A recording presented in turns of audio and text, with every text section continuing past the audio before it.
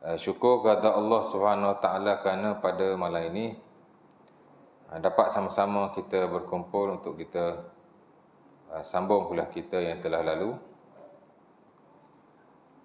yang telah kita tinggalkan sebelum daripada Ramadan. Kerana Ramadan hari itu kita hanya berkongsi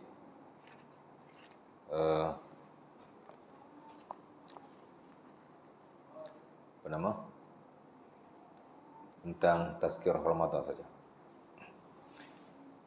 Baik, malam ini kita nak masuk tajuk berusaha mencari rezeki yang halal.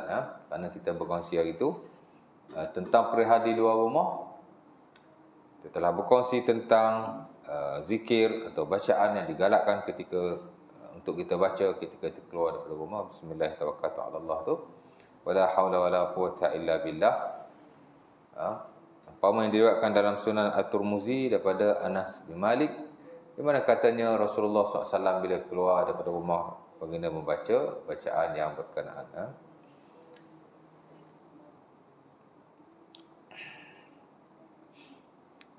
Kemudian kita isilah masa yang ada itu mungkin di pertengahan jalan atau seumpamanya ketika membawa kenderaan. Of course lah setelah kita baca doa naik kenderaan.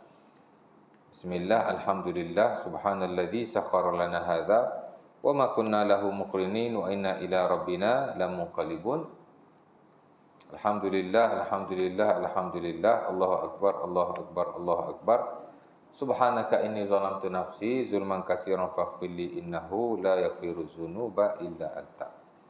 Umpama yang diriwayatkan dalam Sunan Abi Dawud daripada Ibnu Umar,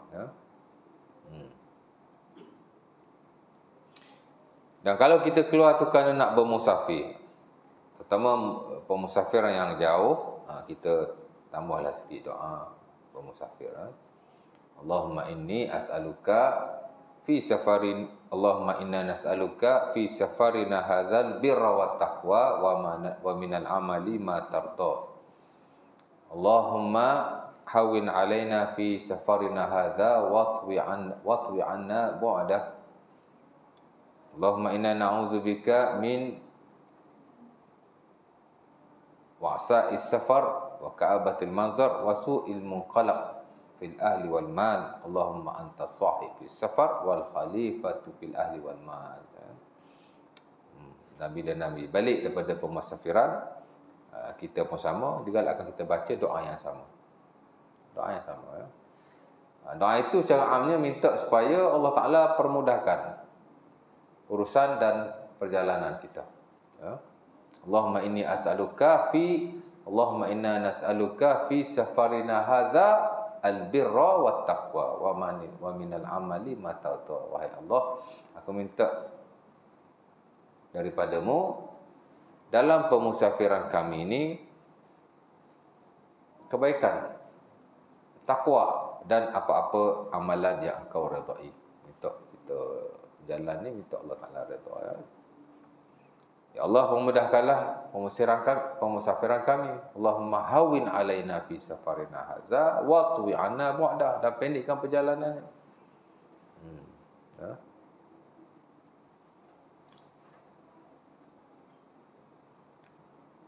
Allahumma antas sahib fis safar wal khalifatu fil ahli wal mal. Wahai Allah, engkaulah teman ketika bermusafir. Allah teman kita tu. Maksud bila kita musafir ni, kita baca zikir, kita baca doa dan seumpamanya. Maka Allah lah yang menemani kita. Dan Allah lah yang menjaga ahli keluarga kita yang kita tinggalkan. Wal khalifatu fil ahli wal mal. Allah Ta'ala ini khalifah. Mana penjaga. Khalifah ni makna penjaga. Ya. Harta kita dan isteri ataupun keluarga yang telah kita tinggalkan. Dan kita minta berlindung daripada Allah. Allahumma inna na'udzubika min wa'sa'is safar. Kami berlindung daripada kamu akan keburukan pemusafiran. Keburukan musafir ni banyak lah ya. Dalam jalan-jalan, kereta pancit lah, kereta rosak lah, itulah, macam-macam lah. Jadi minta perlindungan daripada Allah. Wa ka'abatil manzar, dan juga buruknya pemandangan. Ya. Mana tak nak hasil-hasil yang buruk. Wasu al-munqalab. Dan bila balik nanti kita tak nak ada perkara yang tidak diingini. Sama ada fil ahli wal mal, pada keluarga dan pada harta kita. Itulah doa-doa. Kalau kita boleh baca Quran Arab lagi bagus. Tapi kalau tak pandai, Melayu je lah. Ya Allah, mudahkanlah urusanku. Lepas kita baca doa naik kenderaan tu. Amat penting sekali ya. Dan of course lah, bila kita nak keluar rumah sebenarnya, digalakkan juga kita solat 2 rakaat. Dipanggil solat 2 rakaat sebelum keluar rumah. Memang adalah dalam buku-buku fiqh. Berdasarkan kepada hadis yang diriwayatkan daripada Abi Hurairah dalam Sunan Al-Baihaqi. Siapa-siapa yang sebelum keluar rumah dia sembahyang 2 rakaat, maka dia akan terpelihara daripada perkara-perkara buruk yang ada di luar. Dan bila dia balik dia sembahyang lagi 2 rakaat, maka dia juga akan terpelihara daripada benda-benda buruk yang ada di dalam rumah. Dan Nabi pun kata Jabir radhiyallahu taala anhu dalam Sahih Bukhari ataupun Muslim, bila Nabi balik dari pemusafiran, Nabi akan salat 2 rakaat tapi di masjid. Tak salah, kita boleh sembahyang di masjid, kita boleh sembahyang di rumah, kedua-duanya ada nas. Tapi saya personally, kalau saya nak bermusafir, terutama yang jauh lah, kebiasaannya saya akan sembahyang 2 rakaat. Saya mesti sembahyang. Sebenarnya asal kita keluar rumah saja digalakkan 2 rakaat, tak semasa musafir. Asal nak keluar rumah saja digalakkan. Baik, itu kita dah kongsi sebelum ini. Kemudian yang lebih penting daripada itu ialah kalau kita keluar kerana nak mencari rezeki, maka hendaklah kita berusaha mencari rezeki yang halal. Sebab itu ia dibabkan oleh si pengarang dengan bab yang kecil ini untuk nak memberi peringatan kepada kita supaya kita sentiasa mencari yang halal di luar daripada rumah kita. Kita nak keluar tu kan, of course lah kita nak keluar tu kerana nak bekerja atau seumpamanya mencari rezeki untuk keluarga kita, maka hendaklah kita berusaha sebaik mungkin untuk mencari rezeki yang halal yang telah disediakan oleh Allah Subhanahu Wa Taala. Hak tu paling penting sekali. Hak kita baca doa, baca zikir itu sebenarnya tak wajib. Hak ni hak wajib. Macam kita kata makan lah, kita baca bismillah, makan tangan kanan, itu hanya sunnah dan ada adab makan. Tapi yang lebih penting daripada itu ialah kita makan makanan yang halal, jenisnya dan sumbernya itu yang lebih penting. Makan tak baca bismillah tak apa, cuma syaitan makan sekali dengan kita lah. Inna syaitan yastahilu ta'am ma lam yuzkar ismullah alaihi. Kata Nabi lah hadis Abi Dawud daripada Huzaifah, kalau kita makan tak baca bismillah, syaitan makan sekali dengan kita. Tak tahulah saya makan macam mana, tapi macam itulah keadaan. Makan dengan tangan kanan pun bukan wajib. Tak haram pun di sisi majoriti, makruh saja. Tapi sebaik-baiknya kita makan tangan kanan lah. Itu dah jadi budaya kita. Tapi lebih penting ialah kita memakan makanan yang halal. Jenisnya yang tidak, yang dilarang oleh Allah Subhanahu Wa Taala, dan of course lah daripada sumber-sumber yang halal.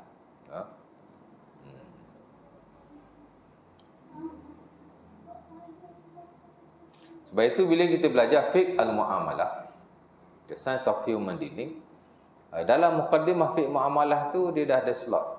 Dia ada satu bab. Itulah harta-harta yang haram dan harta-harta yang halal.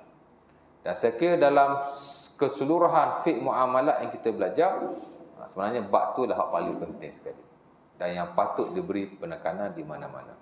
Bahkan hak tu hak fardu ain. Hak lain tu tak fardu ain. Rukun jual beli, syarat jual beli, tak wajib tuan-tuan tahu. Pasal benda tu practically, asal kita buat tak langgar syarak, that's it. Tuan-tuan tanya rukun jual beli ada berapa? Tak tahu? Tak apa. Tahu rukun jual beli. Ustaz pun tak tahu juga lah. Syarat jual beli tak tahu? Tak apa. As long as kita beli tak langgar syarak, kan? Okey ya. Tapi yang perlu diketahui ialah mana harta yang kita boleh memiliki, mana yang kita tidak boleh memiliki. Mana harta yang boleh menyebabkan kita berdosa. Itulah harta yang halal dan harta yang haram. Hak tu fardu ain bab muamalah ya. Kan? Mana harta yang boleh ditransaksikan, mana harta yang tidak boleh ditransaksikan. Itu yang kita perlu tahu. Kan? Tak banyak pun. Ha? Mana tempat kita boleh berniaga, mana tempat kita tak boleh berniaga. Punya banyak tempat nak berniaga, dia berniaga dalam masjid. Kat masjid haram lagi. Promote produk dia. Ustaz ke ustazah? Kacau. Kan? Lepas tu bila orang kecam kita, kita marah. Masjidil Haram tu dia masjid ya.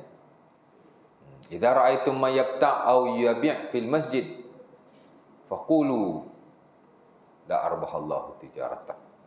Hadis Tirmizi daripada Abi Hurairah, kalau kamu tengok orang berniaga dalam masjid, jual atau beli, kamu katakan kepadanya, Allah Taala tidak akan memberi keuntungan kepadamu. La arbahallahu tijaratan. Walaupun majoriti kata makruh, termasuk yang standard dalam mazhab Syafi'i kata makruh saja, tapi sebagian lain dikata haram. Kerana kita tidak boleh mendoakan keburukan ke atas orang lain, maka ia adalah perkara yang amat-amat dilarang oleh Allah Subhanahu Wa Taala. Orang berniaga kita doa rugi, makruh lah. Doa sudah rugi tu, la arbahallahu tijaratan. Mu berniaga takkan untungnya. Kita doa ke dia. Nabi suruh kita doa. Kalau tengok orang berniaga dalam masjid, baca doa tu. Mendoakan kerugian baginya.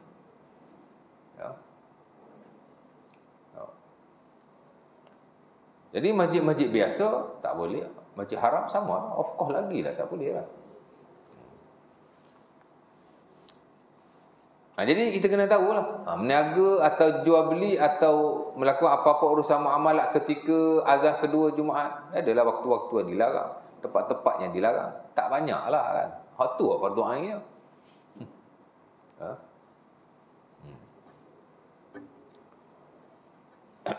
Cuma yang tu dalam fiqh jual beli lah, kita boleh. Adapun harta-harta yang haram dan harta-harta yang halal dalam mukaddimah dah belajar, dah diberi pendedahan. Mana harta yang haram, mana harta yang halal.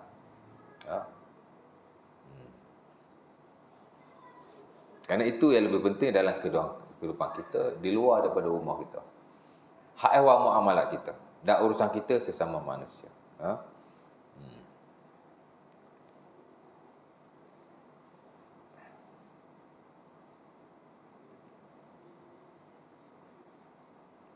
Kadang-kadang rezeki itu dia tidak haram.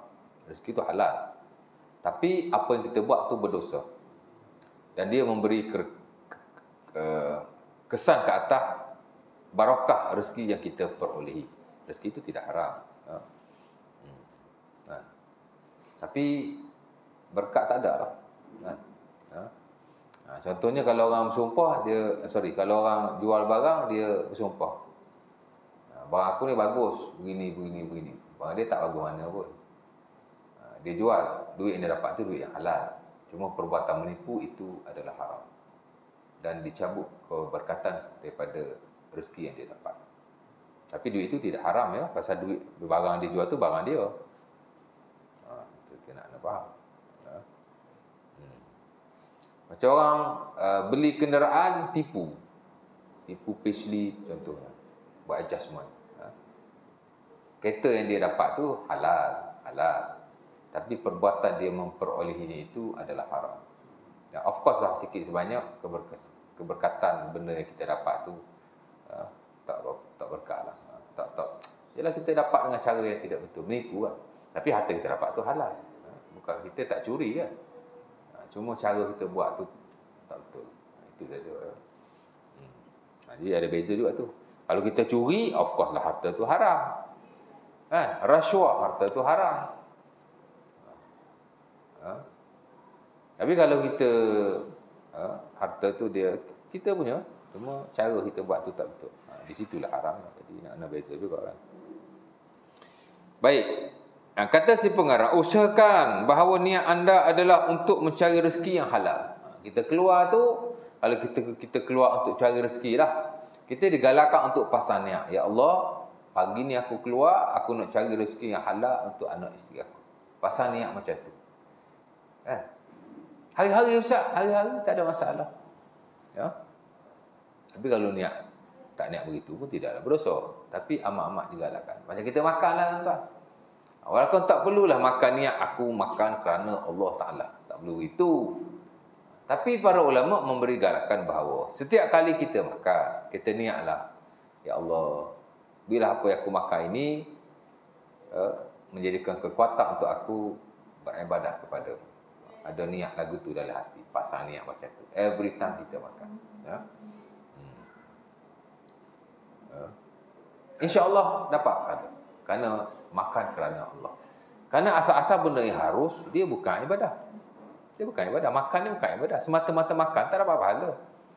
Tapi kalau kita makan, kita mengamalkan adab-adab yang telah diterapkan dan diajar oleh Rasulullah SAW dan dengan niat yang betul. Kita makan ni kerana Allah Ta'ala. Maksudnya, makan ni untuk beribadah contoh. Kita buat benda harus, tapi kita niat kerana Allah. Kalau makan, untuk jadikan apa kita makan itu kekuatan bagi kita untuk beribadah kepada Allah. Contoh, insyaAllah dah dapat pahala. Asal-asal makan tu kerana dia harus. Kalau kita makan semata-mata makan, dia tak dapat pahala. Ya. Cari rezeki memanglah, selagi mana kita tidak langgar perintah Allah Subhanahu Wa Taala, kita dapat pahala. Tapi kalau kita dapat pasang niat, of course lah untuk ingatkan diri kita agar kita sentiasa berada di atas landasan betul dalam nak mencari rezeki kepada anak isteri kita. Sebaik-baiknya kita pasang niat. Ya Allah, pagi ni aku nak keluar cari rezeki. Memudahkanlah urusan aku, ya Allah. Contohnya macam tu. Itu yang dimaksudkan oleh si pengarah. Usahakan untuk kita niat mencari rezeki yang halal setiap masa. Ya. Dan dengan keyakinan bahawa rezeki itu telah ditentukan oleh Allah Subhanahu Wa Taala. Ini pun penting juga. Dalam hak ehwal kita mencari rezeki adalah kita tahu bahawa rezeki yang kita cari itu pada asalnya telah ditentukan oleh Allah Subhanahu Wa Taala sejak azali lagi. Ya. Itu yang orang tua-tua kita kata rezeki secukup takkan jadi segantang. Betul juga tu. Ada betulnya juga tu kan. Maksudnya apa itulah ditentukan oleh Allah Subhanahu Wa Taala, itulah rezeki kita.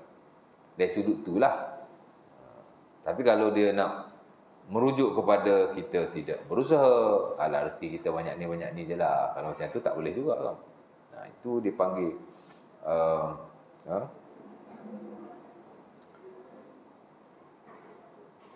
apa dia panggil dalam akidah kita panggil Jabariyah. Jabariyah ni mana Allah Ta'ala tentu banyak tu kita usaha ke tak usaha ke banyak tu je. Ada juga jenis macam tu. Dia panggil Jabariyah, satu golongan. Baik. Jadi pertama kita pasang niat rezeki nak cari yang halal kerana Allah Subhanahu Taala. Yang kedua kita kena ada keyakinan, yakni kepercayaan bahawa semua rezeki telah ditentukan oleh Allah Subhanahu Taala. Bukan hanya rezeki lah, semua benda yang berlaku di atas muka dunia ini sampai hari kiamat semuanya telah ditentukan oleh Allah Subhanahu Taala. Bahkan tidak gugur daun-daun walau selai, melainkan ia adalah dalam ilmu Allah Subhanahu Wa Taala dan of course lah telah ditentukan oleh dia. Kita belajar dalam akidah ada satu bab dipanggil bab inilah babul qadar. Kita belajar akidah kan. Kalau kita belajar akidah versi rukun iman lah. Iman ada 6. Kita belajar ke 6 itu. Pertama belajar tentang al-imanu billah, beriman kepada Allah. Belajarlah nama Allah, sifat Allah ya. Semualah yang ada hubungan kait dengan Allah Subhanahu Wa Taala. Yang kedua belajar pula beriman kepada malaikat. Malaikat ni makhluk macam mana? Apa nama-nama malaikat yang ada dalam Quran? Malaikat ni banyak. Malah lebih banyak daripada jin, lebih banyak daripada manusia, tapi yang disebut oleh Allah Subhanahu Wa Taala in spesifik dalam Quran, dalam hadis tidak banyak. Kita belajar tu sajalah ya. Apa kerja-kerja dia ya. Belajar tentang al-iman bil kutub. Tadi al-iman bil malaikah. Ni al-iman bil kutub, belajar pula kitab-kitab yang telah diturunkan secara am, secara khas ya dalam Quran. Ada berapa kitab yang disebutkan. Kemudian al-iman bi apa tu? Al-imanu billah, al-imanu bil malaika, al-imanu bi al-kutub as-samawiyah al-munazzalah. Al-iman bi ar-rusul, beriman dengan rasul-rasul. Ya? Nabi-nabi diturunkan secara am, ada berapa nabi yang diturunkan. Secara khusus, siapa yang disebut dalam Quran, siapa yang disebut dalam hadis Nabi SAW. Belajar tu je. Kalau hak fardu ain hak basic-basic je lah. Kan? Mungkin satu-satu bab tu ada 5 atau 6 poin yang penting yang kita perlu tahu. Ya. Kemudian belajar tentang apa dah tu? Beriman kepada Allah. 4 baru. Yang kelima beriman kepada tak cukup 6 tu. Tak lepas fardu ain tu. Ustaz tak ingat. Beriman kepada Allah, beriman kepada malaikat, beriman kepada kitab, beriman kepada rasul. Yang kelima beriman kepada hari kiamat. Nasib baik ustaz ingat. Tidak, ustaz pun tak lepas fardu ain juga.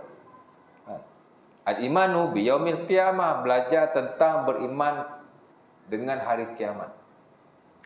Belajar tentang kematian, belajar tentang alam barzakh, kubur. Kan?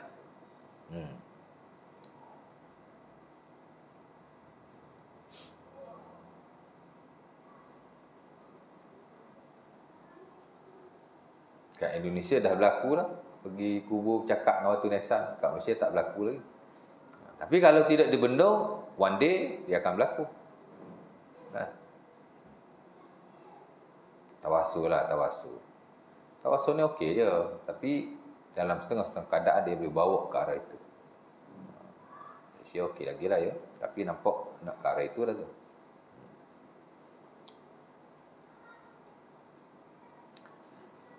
Baik. Belajar tentang hari kebangkitan, Yaumul Ba'ats, bagaimana manusia dibangkitkan, ya. Belajar tentang Yaumul Hasyr, Al-Hasyr, bagaimana manusia dihimpunkan, ya. Belajar Al-Mizan, timbangan, belajar Al-Sirat, titian sirat, belajar hak tu lah ya, sampai kepada Al-Jannati wan Nar, syurga dan neraka. Tu Allah biasanya dalam bab hari kiamat, ya. Kemudian yang akhir sekali dia ada al-imanu bil qadar. Ya.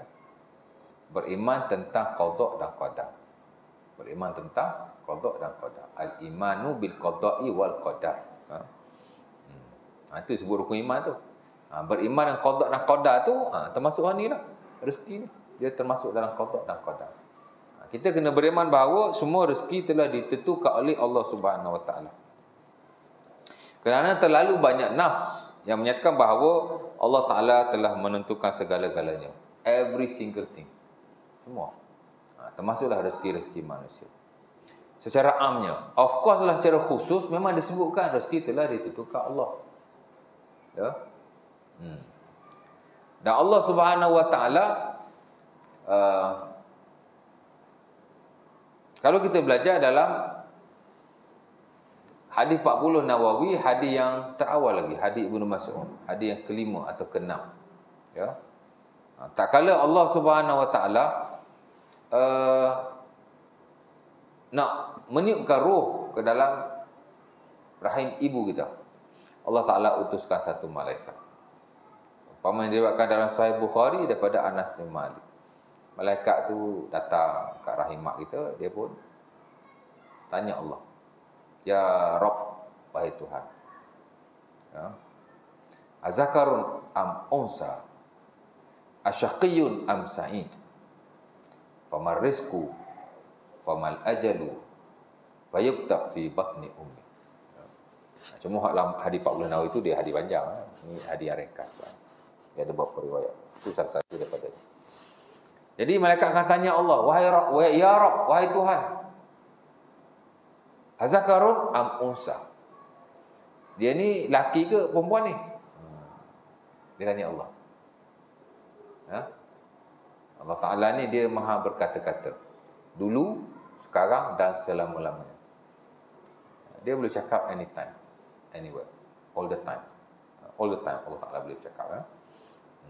Jadi malaikat tanya Allah, wahai Tuhan, macam mana ni, laki ke perempuan ni?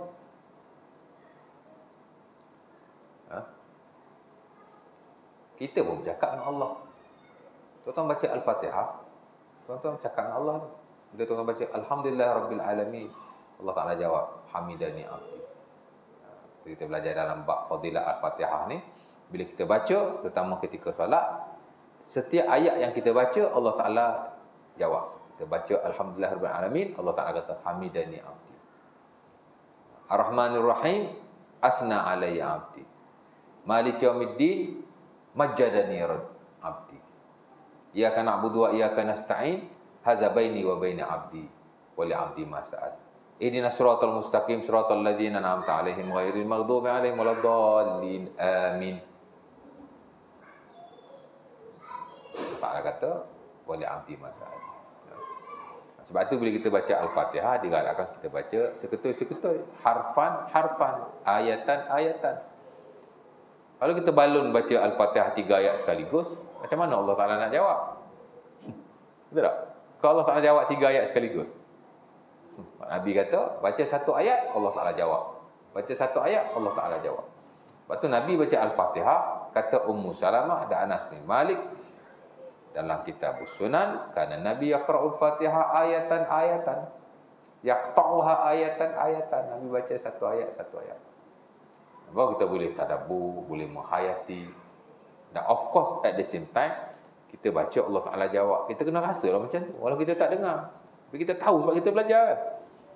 Tapi kalau tuan-tuan baca Al-Fatihah 1 nafas je, tak tahulah macam mana Allah Ta'ala jawab. Tak tahulah, Nabi tak beritahu kan. Kalau Nabi bagi tahu, kita baca 1 ayat, Allah Ta'ala jawab sekali. Kita baca 1 ayat, Allah Ta'ala jawab sekali. Maka itulah yang paling afdal. Tak salah baca Al-Fatihah 1 nafas pun tak apa. Boleh je. Satu Quran nak baca 1 nafas, baca.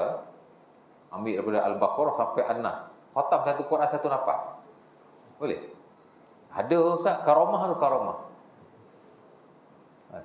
Mana tahu? Okey je. Tak stop mana-mana pun. Baca 1 nafas je baca. Wakaf ni wajib ke? Tak wajib. Adalah sebahagian yang kata wajib bila ada wakaf mim, tapi sebahagian kata tak wajib. Al-Fatihah boleh dibaca. Kalau kita Quran kita nak baca 1 nafas, baca je. Okey je. Macam Al-Fatihah tadi lah, boleh baca 1 nafas, tapi kita miss fadilat yang berkenaan. Miss lah. Lepas tu Al-Fatihah betul baca ayat-ayat. Of course lah yang standard dalam mazhab Syafi'i baca ayat-ayat. Ada orang tu dia baca ayat-ayat, alhamdulillah rabbil alamin arrahmanir rahim maliki yaumiddin iyyaka na'budu wa iyyaka nasta'in ihdinas siratal mustaqim siratal ladzina an'amta 'alaihim, berhenti situ pula dah. Dari 8 kali baca. Jadi kita miss lah fadilat di situ. Tak ada apa pun, tak haram pun. Tapi makruh lah. Ataupun tidak afdal. Baik. Jadi banyak ayat Quran, banyak hadis Nabi. Yang tadi kan, malaikat tanya, ya Rab, marizku malaikat tanya, ya Rab, wahai Tuhan, azakarun am unsa, laki ke perempuan? Dia cakap dengan Allah, dia tanya Allah.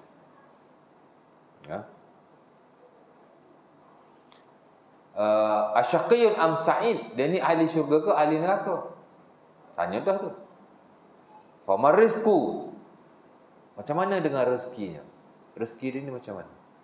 Apa itu rezeki? Rezeki ni apa yang kita dapat semasa kita hidup daripada perkara yang baik-baik. Apa yang kita makan, al-ma'kul. Apa yang kita minum, al-mashrub. Apa yang kita pakai, al-malbus. Ya. Apa yang kita tunggang, al-markub. Itu semua rezeki. Apa yang kita tinggal, al-maskun. Rumah kita, ya. Tadi kenderaan kita, al-markub, ni al-maskun. Hatta apa-apa yang kita perolehi daripada perkara-perkara yang tidak maddi, benda yang tidak boleh dilihat, dipegang, ilmu, ketenangan jiwa, itu semua rezeki lah. Benda baik yang kita dapat kan.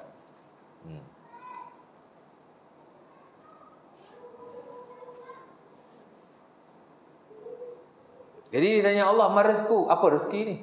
Macam mana rezeki dia ni? Banyak mana ni? Contoh macam itulah ya. Isyarat. Azan tak? Azan dulu lah.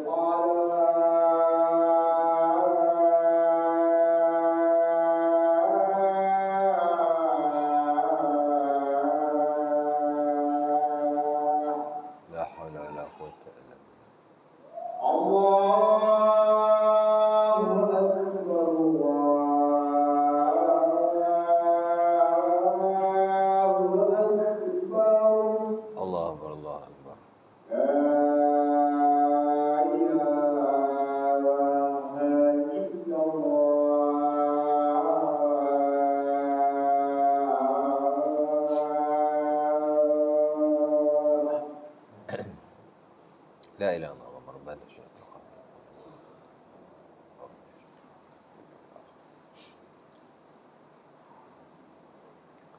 Okey, baik. Balik pada yang tadi. Jadi malaikat tanya Allah Subhanahu Wa Taala, "Famar rizqu?" Bagaimana dengan rezekinya? Nampak? Dah ditentukan kan? Famal ajalu? Bagaimana dengan umurnya? Dia ni hidup ni berapa tahun ni? Kan? Berapa tahun dia hidup ni? Ajal ni mana umur dia lah. Umur. Melayu kata ajal kan? Ajal ni tempoh, maksudnya tempoh. Tempoh. Maksudnya merujuk pada umur lah. Ajal dia mana tempoh ya. Tempoh dia hidup tu berapa lama.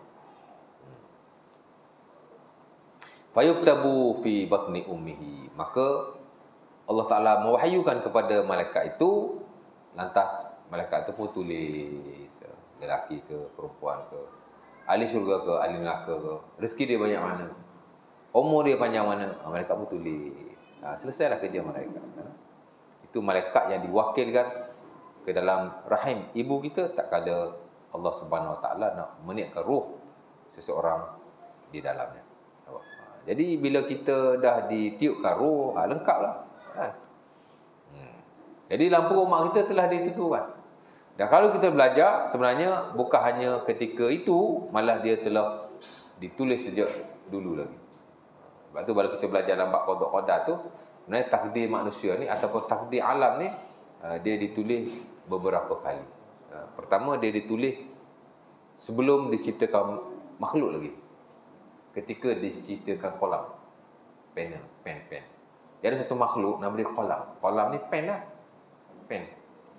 Allah Ta'ala ciptakan pen, Allah Ta'ala kata tulis. Dia pun tulis lah semua yang berlaku di atas muka dunia ini sampai hari kiamat. Lamma khalaqallahu al-qalam. Awalu ma khalaqallahu al-qalam. Qala Allah uktub. Faqala ma aktub. Faqala Allah Azza wa Jalla uktub maqadir al-khalaiq ila yaumil qiyamah. Bila Allah Ta'ala ciptakan qalam, inilah hadis Abi Dawud dan selainnya, daripada Abi Hurairah, Allah Ta'ala suruh qalam tu tulis. Qalam ni pen. Qalam bahasa Arab, bahasa Melayu pensel atau pen, benda yang kita tulis. Hakikatnya tak tahulah macam mana kan, tapi dia satu alat untuk menulis. Qalam. Qalam ni pen. Orang belajar bahasa Arab dia tahu. Qalam.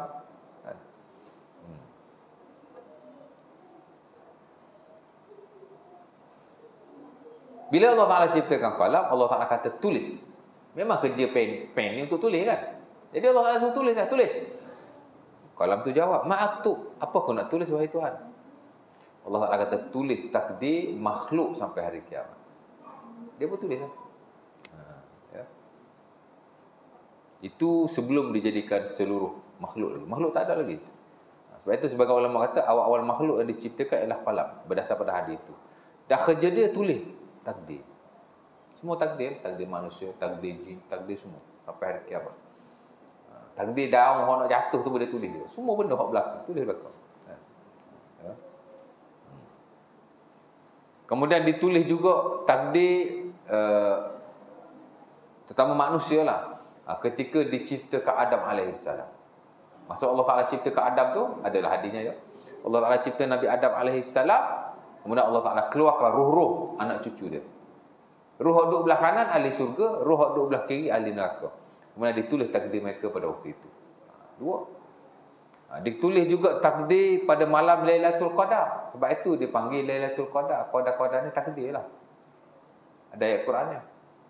Malam Lailatul Qadar disebut Lailatul Qadar malam takdir. Qadar ni mana takdir. Malam Lailatul Qadar tu ditulis setahun sekali. Tadi ditulis sebelum diciptakan makhluk. Kemudian ketika diciptakan roh, tulis takdir tu. Ataupun ketika diciptakan Nabi Adam alaihissalam, dikeluarkan roh anak cucu dia, tulis takdir dah. Yang ketiga dipanggil takdir tahunan. Tu Lailatul Qadar. Takdir juga. Dia panggil takdir hauli. Waktu takdir azali tadi. Ni takdir hauli, takdir tahun. Setahun sekali Allah Ta'ala tulis takdir. Setahun sekali. Ada takdir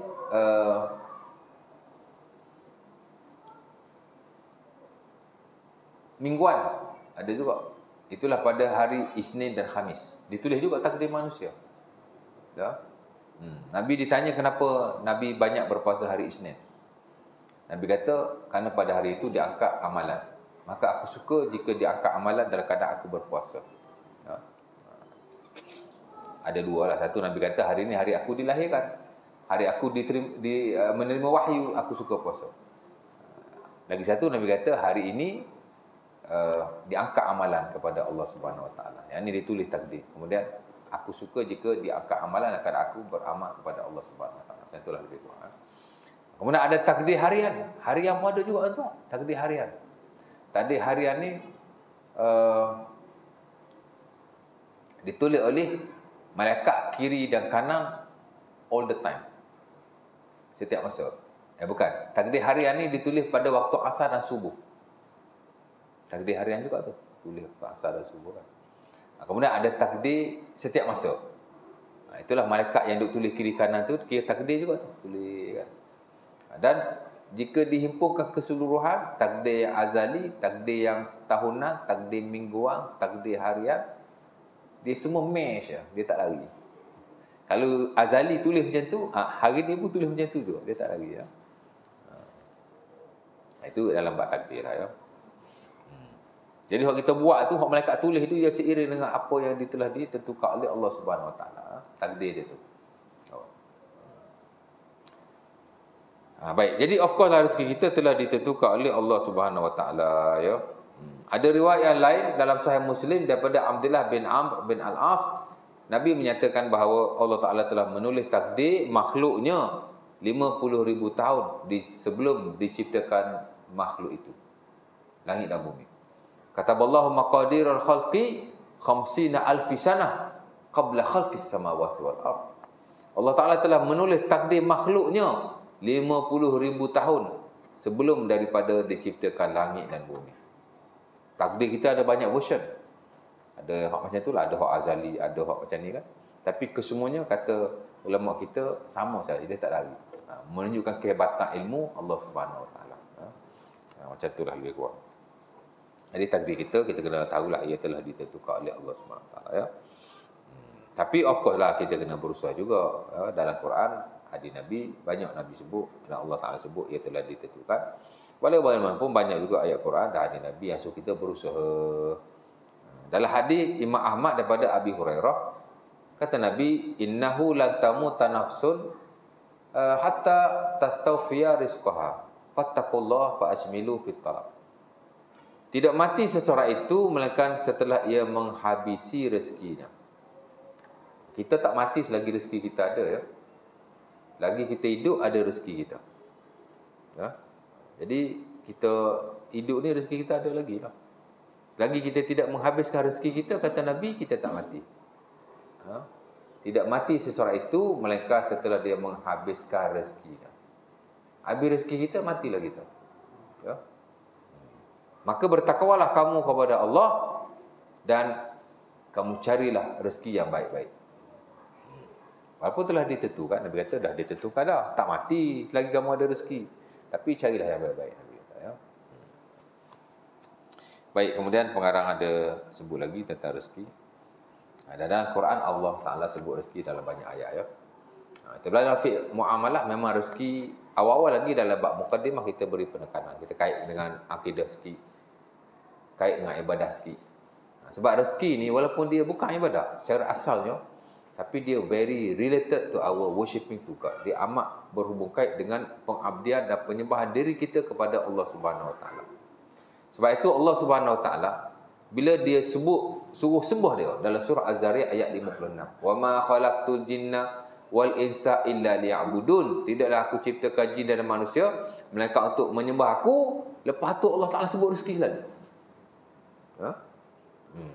Ma uridu minhum min rizqin. Aku tidak meminta daripada mereka rezeki. Wa ma uridu ayyut'imun. Aku tidak minta mereka memberi makan kepadaku. Walakinallaha warrazzaqu dzul quwwatil matin. Tetapi Allah Taala lah yang Maha memberi rezeki dan Dialah yang Maha kuat lagi Maha kukuh. Allah Ta'ala sebut ibadah, Allah Ta'ala sebut rezeki. Sebab itu rezeki dengan ibadah dia very very related. Ya. Sebab itu walaupun rezeki ni dia muamalat, dia bukan ibadah, tapi dia very related. Ya. Dan dia saling kait-mengait antara satu dengan yang lain. Ya. Orang yang makan rezeki yang tidak haram, yang tidak halal, doa Allah Ta'ala tak terima. Ya. Zakaran Nabi rajulan ash'as aghbar yamuddu yadayhi ila as-sama' yaqulu ya rab ya rab. Nabi kata makaluhu haram, mashrabuhu haram, malbasuhu haram, fa anna yustajabu lahu. Ya, dalam hadis Muslim daripada Abi Hurairah.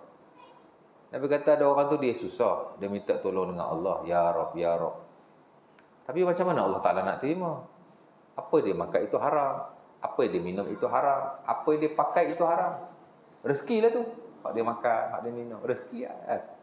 Sebab tu rezeki ni dia memberi kesanlah kepada hubungan kita dengan Allah Subhanahu Wa Taala. Sebab tu penting. Bila berjaya muamalat kan, dia kena fokus bila sebut. Bila kita fokus dalam mukadimah tu, harta halal dan haram tu, dia kait bab rezeki lah. Dia amat-amat penting sekali. Ya. Dia bukan benda yang kecil lah. Ya. Kadang-kadang kita ibadah okey dah, tapi muamalat tak okey. Sedangkan dalam kehidupan kita, muamalat lebih besar daripada ibadat. Sebenarnya. Muamalat ni maknanya selain ibadat lah. Hubungan kita sama manusia, ya. Hubungan kita, keluarga kita, hubungan kita dalam bab rezeki atau seumpamanya. Dia ada amat penting. Ya. Dalam Quran, ada ayat akidah, ada ayat ibadah, ada ayat muamalah. Dalam surah Al-Baqarah, ayat akidah dulu main. Lepas tu mari ayat ibadah pula. Ujung-ujung mari ayat muamalat. Pak ujung-ujung tu ayat muamalat sebelum amanah Rasul tu ayat 275 ke atas tu sampai 200 kan. Sampai habislah. Ayat muamalat tu. Ayat jual beli, ayat pinjam meminjam, ayat hutang berhutang. Ya. Lepas tu ilmu Islam ni very systematic and well organized. Dia cukup tersusun. Ha? Ada soalan? Nak tanya apa-apa? Nanti kita sambung sikit lagi. Tak ada? Jadi kalau tak ada, kita berhenti setakat itu dulu. Aku liqauli hadza, assalamualaikum warahmatullahi wabarakatuh. Kita tutup majlis kita dengan tasbih kafarah dan surah Al-Asr. Alhamdulillah.